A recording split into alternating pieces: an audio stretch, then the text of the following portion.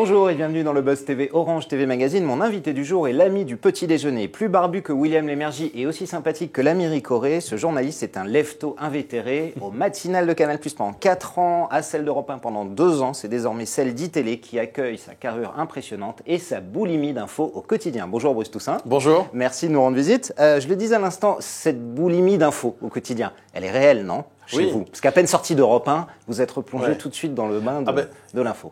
Il vaut mieux parce que quand on est en charge d'une tranche matinale sur une chaîne d'infos, en l'occurrence ITélé, il vaut mieux être boulimique d'infos parce qu'effectivement c'est le but du jeu, c'est effectivement de brasser un maximum d'infos, d'être au contact avec cette info qui bouge en permanence. Et c'est exactement ce que je voulais, ce dont j'avais envie. La tranche d'info du matin, la Team Toussaint, comme on l'appelle, de 7h à 10h sur ITélé, va achever sa première saison. Fin juin, vous allez jusqu'à juillet, jusqu'à mi-juillet. Le premier bilan, Bruce, il est plutôt positif ? Ça a été une belle année. Ouais. Ça a été une année très riche en événements, avec une actualité très forte, surtout d'ailleurs au cours des derniers mois, depuis janvier-février. L'Ukraine, bien sûr, les élections municipales, les élections européennes. Ça a été des moments très forts qui ont permis à ITélé et évidemment aussi à la matinale de montrer toute sa force, toute sa puissance. On a 20% d'audience supplémentaire par rapport à l'an dernier. Qui dit mieux ? 20%. On est sur une très bonne phase, sur une très bonne ascension. Donc oui, je crois que le bilan est positif. Alors vous l'avez dit, plus 20%, c'est vrai que c'est un beau chiffre. Vous êtes quand même encore loin de votre concurrent principal, BFM, qui est à peu près au double de vous. Comment faire pour combler ce retard ? Vous désespérez de le combler un jour, ce retard, ou pas, sur votre concurrent ? Non, nous on est challenger, ça a aussi beaucoup d'avantages. Il faut le souligner. Nous on trace notre route. Je ne regarde pas continuellement ceux qui sont devant. On regarde notre route, notre chemin qu'on a défini. On est en train d'imposer notre marque, notre style. C'est une équipe qui est réunie tous les matins. Je suis pas tout seul. Il y a Amandine Bégaud pour l'info, Marie Coleman, Christophe Barbier, Nicolas Bouzou et Stéphane Etcheverry pour l'actualité sportive. On a constitué comme ça un groupe qui est très important. J'ai toujours, depuis que je fais ce métier, j'ai toujours eu la chance d'être chef d'équipe, entre guillemets. Ça a un sens pour moi. Et donc, c'est ça que je veux continuer à mettre en avant la saison prochaine. C'est continuer à faire en sorte que cette équipe continue à fidéliser le matin, que les gens qui ont choisi de nous regarder aient rendez-vous, non pas avec un homme libre ou pas, non pas avec un couple, Jean-Jacques Bourdin, mais avec une équipe. Comme si les gens qui nous rejoignaient s'asseyaient à la table avec nous et prenaient leur petit déjeuner avec nous pour partager les infos du matin. Justement, ce côté convivial, c'est vous qui l'avez souhaité. À l'heure du hard news, c'est-à-dire le matin, vous avez plutôt choisi un mode talk show. C'était votre choix, Bruce ? C'est vous qui vouliez imposer ce mode-là ? C'est-à-dire qu'on propose les deux. C'est-à-dire qu'on est dans une exigence d'info. Et dès qu'il le faut, dès qu'on en a la possibilité, on casse, comme on dit. Le breaking news, il a sa place, y compris le matin, et on l'a fait de multiples reprises depuis le début de la saison. Mais on a eu aussi envie d'imposer cette bande et cet esprit talk show, tout à fait.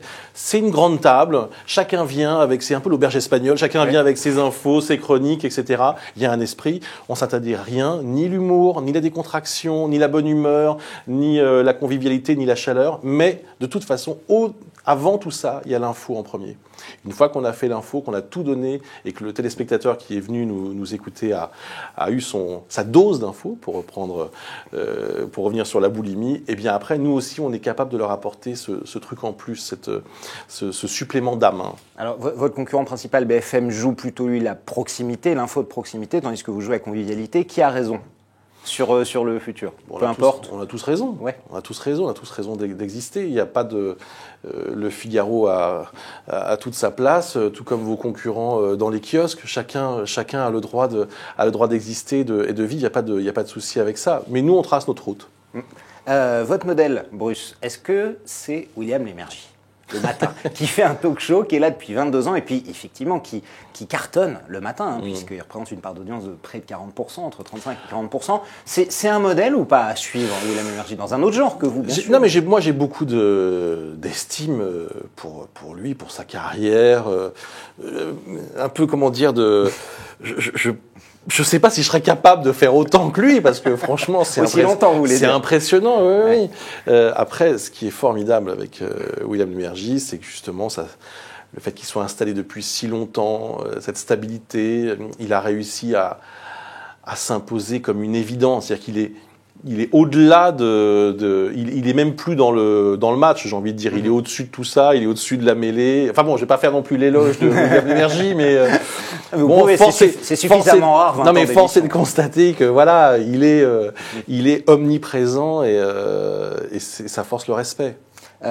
Vous faites cohabiter vos chroniqueurs, notamment Christophe Barbier, qui est un chroniqueur, un éminent intervieweur politique. Est-ce que la récente interview de François Hollande par Jean-Jacques Bourdin, pour vous, dans sa matinale, a donné un coup de fouet, un coup de jeune à l'interview politique? Est-ce que c'est comme ça qu'il faut maintenant interviewer les politiques, vous qui en voyez passer tous les matins?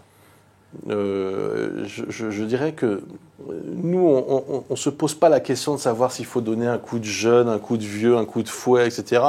Nous, on reçoit les personnalités politiques tous les jours, souvent deux d'ailleurs, ce qui était le cas par exemple ce matin, Bernard Cazeneuve, le ministre de l'Intérieur, à 7h45, et Xavier Bertrand à 8h30. On les reçoit sans se poser de questions. Nous, on pose les questions, on n'est pas là on ne se pose pas la question du style ou du marketing autour d'une interview. Ceux qui ont envie de faire ça, c'est très bien, il y a aucun souci. C'est pas notre sujet. C'est une chaîne d'infos, donc c'est l'info avant tout. Et je pense surtout qu'on doit pouvoir poser toutes les questions. C'est quand même incroyable qu'en 2014, on soit surpris qu'un journaliste ait pu poser toutes les questions qu'il voulait au président de la République. Heureusement. C'est surtout le ton qui est nouveau, un peu.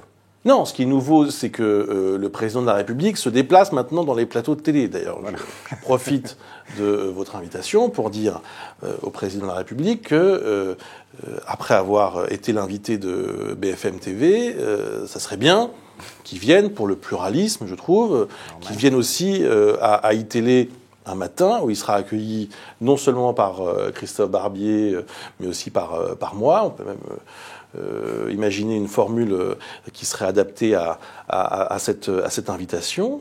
Mais je trouve que, et vous verrez que le jour où il sera reçu par iTélé, ce qui arrivera dans peu de temps, j'en suis certain, on ne se demandera pas s'il fallait poser telle ou telle question. Toutes les questions seront posées sans complaisance et sans parti pris. Alors, sans transition, Bruce, le CSA va bientôt rendre son verdict, probablement fin du mois, concernant le passage éventuel des LCI en gratuit. Pour vous, très honnêtement, c'est une bonne idée d'avoir 3 chaînes d'infos gratuites en France ou pas? Moi, je vais vous dire, franchement, je ne suis pas patron de chaîne, je ne suis pas membre du CSA, donc je ne peux vous donner qu'un avis de journaliste et même plutôt de téléspectateur. C'est une évidence que 3 chaînes d'infos gratuites sur 20, c'est trop. Enfin, je veux dire, c'est tellement évident que je n'en reviens pas qu'on se pose la question. Sur 25 chaînes. Mais enfin, sur 25 chaînes.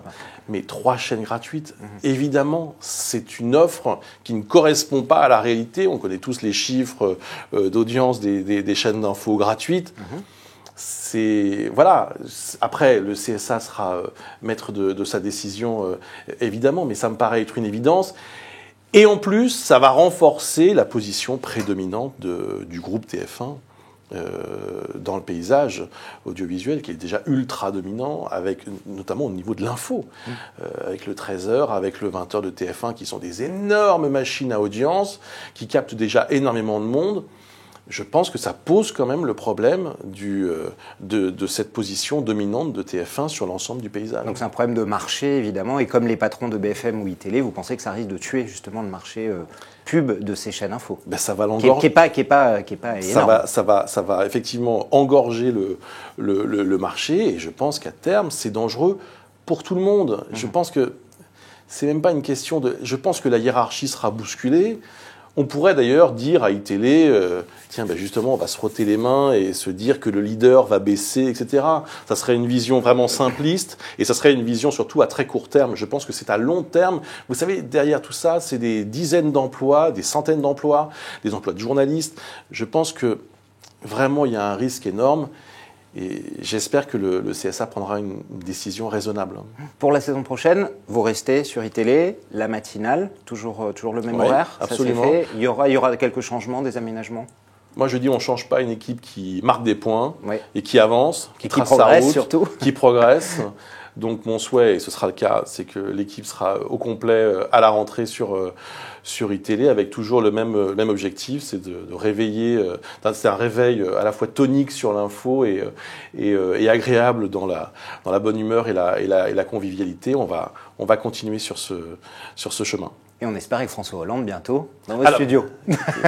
On a lancé l'appel. Hein. L'appel est lancé, mais je suis sérieux. Vous savez, il n'y a pas de raison. Je trouve que c'est d'ailleurs une régularité qu'on peut voir sur les JT de TF1, de France 2, etc., où régulièrement les personnalités politiques de très haut plan sont invités à tour de rôle. C'est normal, c'est le pluralisme.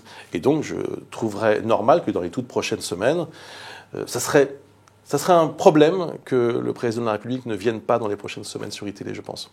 Merci beaucoup, Bruce Toussaint. Merci d'être venu. Donc, je rappelle qu'on vous retrouve jusqu'à la fin de la Coupe du Monde, hein, quasiment, tous les matins sur iTélé, de 7h à 10h dans Team Toussaint. Et puis, on vous souhaite bonne chance, bonne continuation et puis bonne Coupe du Monde. Hein. Merci beaucoup. Allez, les Bleus. Merci. Merci. Le Buzz Télé revient demain avec un nouvel invité. Merci de votre fidélité.